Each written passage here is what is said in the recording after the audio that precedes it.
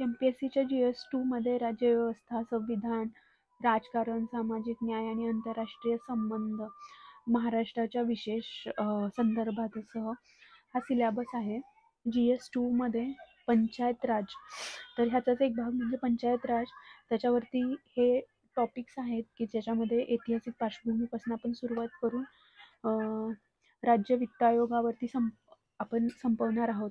तर GS2 मधला छोटासा भाग आहे पंचायत राज आणि तेवढाच महत्त्वाचा आहे, कारण आपण बघू शकतो प्रश्न किती आलेले आहेत आत्तापर्यंतचे. आणि मुख्य म्हणजे हे माझं 2020 मध्ये घेतलेलं मी बुक आहे. सो हे आता बाकीचे अजून ह्याच्यामध्ये अपडेट नाही आहेत झालेले. तर हां, इथे आता मी आजपासूनच सुरुवात केली आहे, पण तरी पण सगळ्यात महत्त्वाचा मुद्दा म्हणजे आपण पहिल्यांदा प्रश्न आपल्या नजरेखालून घालून घेणं, तेव्हाच आपल्याला हे पुढचं सगळं समजतं. तर मध्ययुगीन काळातील पंचायत, नंतर हे कुठले ह्या दोन्हीपैकी योग्य आहेत. आता माझा खूप म्हणजे ॲटलिस्ट 3-4 वर्षाचा ब्रेक आहे म्हणलं तरी हरकत नाही आहे. थोडं थोडं आठवतं आहे, पण एवढंही नाही, पण तरी पण फ्रेश स्टार्ट आहे असंच आपण समजूया आणि आपला अभ्यास सोबत करूया.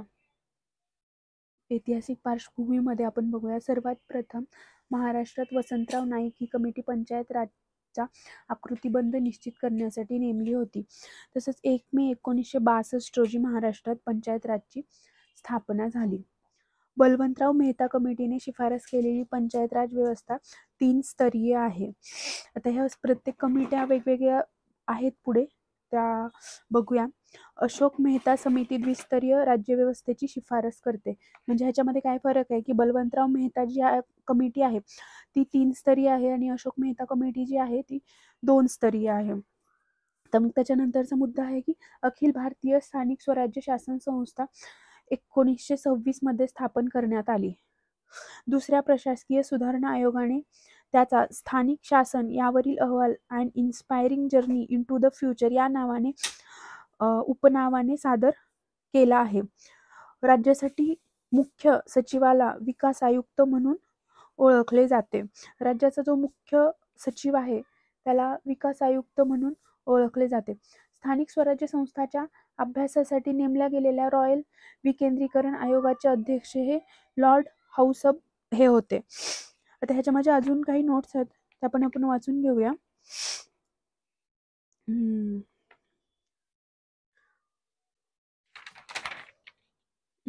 आता जो आपण पहिला प्रश्न बघितला होता तिथे की मोगा, सरपंच, परगणा, अंमलगुजार, प्रांत, अमीर, शीख, शिकदार. ओके, आपण हा प्रश्न बघूया. आता इथे हा इथेच आहे. हा, तर इथे आहे प्रश्न 1. तर मोगासाठी काय? मोगा म्हणजे सरपंच. ओके, सो मोगा सरपंच, अला 2 नंबर. ओके, सो इथे पहिलंच ऑप्शन 3 आहे ज्याच्यामध्ये की दोन फक्त ह्याच्यामध्ये एक मोगा म्हणजे सरपंच असलेलं एकच आन्सर बरोबर आहे. तरी पण आपण पुढचं बघूया. परगणा म्हणजे अंमलगुजार.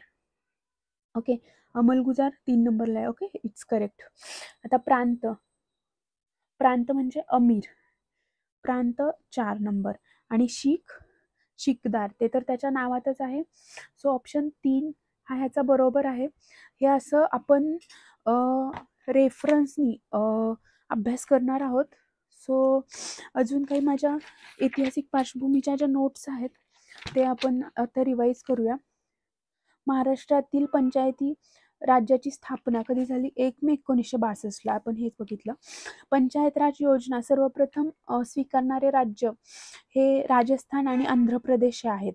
आता पंचायत राज योजना ही स्वीकारणारे राज्य सर्वप्रथम तर 2 आहेत, पण आता पंचायत राज हे स्वीकारलेले राज्य कोणकोणते आहेत आपण तर आपण इथे बघूया.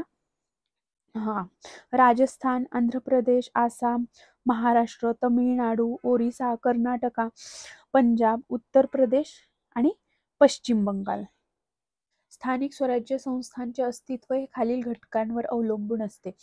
अधिकारांचे विकेंद्रीकरण, निर्णय प्रक्रियेतील जनतेचा सहभाग, सत्तेचे विकेंद्रीकरण. पंचायत राज व्यवस्थेचे मूलभूत उद्दिष्टे काय असतात आता ते बघूया. तर त्याचा विकासामध्ये लोकसहभाग, राजकीय जबाबदारी, लोकशाही विकेंद्रीकरण, आर्थिक विकास आणि सामाजिक न्यायासाठी योजना.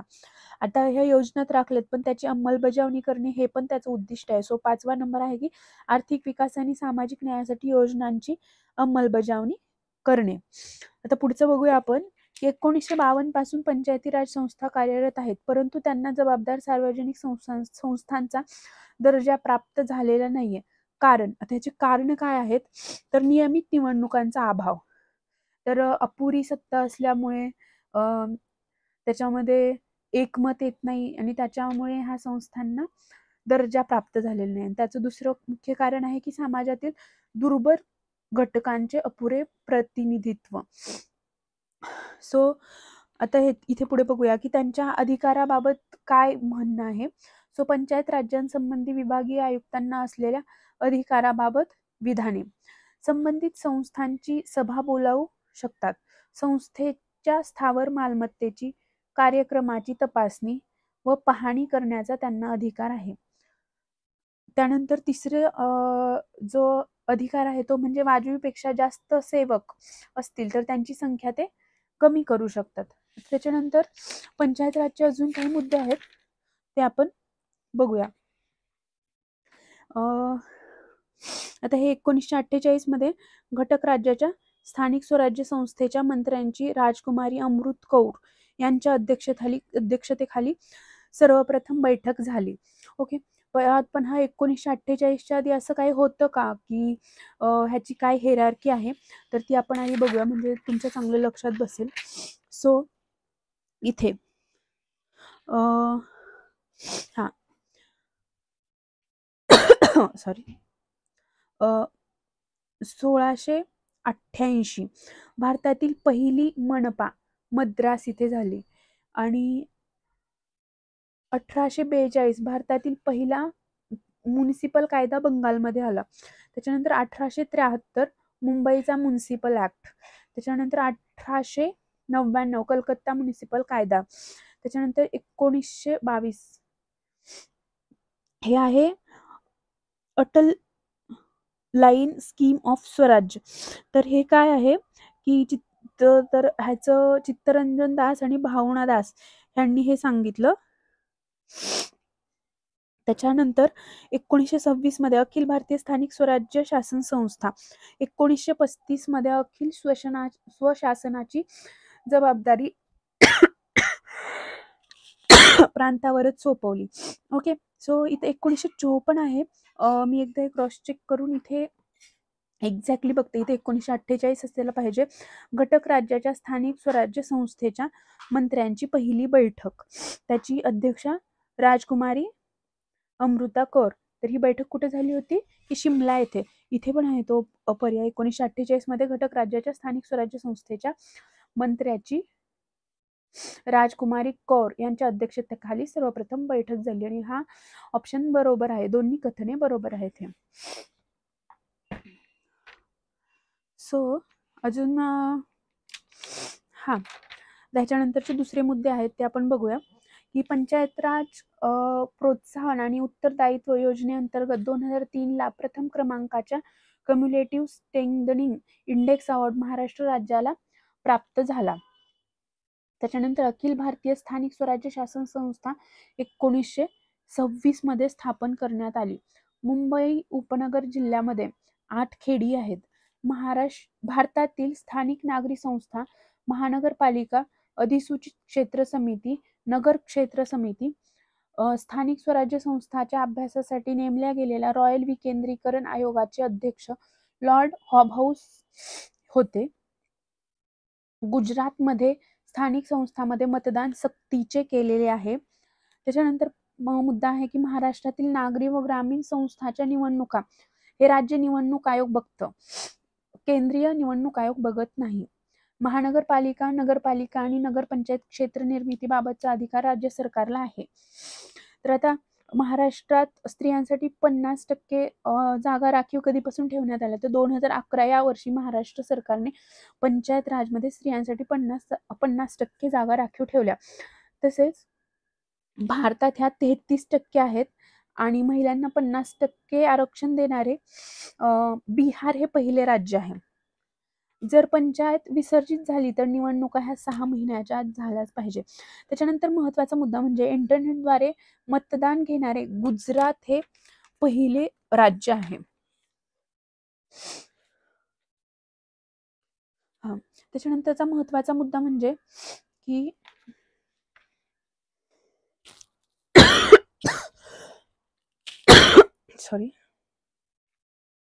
भारतात 1772 मध्ये ईस्ट इंडिया कंपनीने जिल्हाधिकारी पद निर्माण केले. ऑगस्ट 1989 मध्ये राजीव गांधी शासनाने नगरपालिका विधेयक लोकसभेमध्ये मांडले होते. सप्टेंबर 1990 मध्ये व्ही.पी. सिंग शासनाने सुधारित नगरपालिका विधेयक लोकसभेमध्ये मांडले, परंतु ते मंजूर झाले नाही आणि शेवटी लोकसभेच्या विसर्जनामुळे ते रद्द झाले. महाराष्ट्र जिल्हा परिषद व पंचायत समिती अधिनियम 1961 नुसार पंचायत समितीचे सभापती व उपसभापती यांची निवड करणाऱ्या प्रथम सर्वसाधारण सभेचे अध्यक्ष जिल्हाधिकारी किंवा त्यांचा प्रतिनिधी हे असतात. त्याच्यानंतर स्थानिक स्वराज्य संस्थांच्या निवडणुकीत मतदारांसाठी नकाराधिकार म्हणजे नोटा नन ऑफ द अबोव उपलब्ध करून देणारे देशातील पहिले राज्य हे महाराष्ट्र आहे. तर आता या नोटाबद्दल आपण जास्त वाचूया की नकाराधिकार म्हणजे काय आहे. सो नकाराधिकार राईट टू रिजेक्ट म्हणजे हा वरील उमेदवारापैकी कोणताही उमेदवार आम्हाला निवडायचा नाहीये. सो मतदाराला सर्व उमेदवार नाकारण्याचा पूर्ण अधिकार. त्यामुळे निवडणूक प्रक्रियेत सर्वांगीण बदल व सुधारणा होईल आणि राजकीय पक्षांना स्वच्छ प्रतिमेच्या उमेदवारांना उभे करणे भाग पडेल. तिसरा मुद्दा म्हणजे मतदानाचा कायदेशीर अधिकार आहे. तर नकाराधिकार हा मूलभूत अधिकार आहे. हे कोण म्हणलेलं आहे की सर्वोच्च न्यायालयाच्या मतानुसार, आपल्या मतानुसार नाही येते. त्याच्यानंतरचा मुद्दा आहे की त्यामुळे निवडणुकीत शुद्धता, पारदर्शकता व जिवंतपणा वाढेल. ह्या माझ्या लिहिलेल्या नोट्स आहेत आणि इथपर्यंत आलाच आहात तर आता चॅनलला सबस्क्राईब करा आणि आपला अधिकारी होण्याचा प्रवास सोबत करूया आणि सोबत पोस्ट काढूया.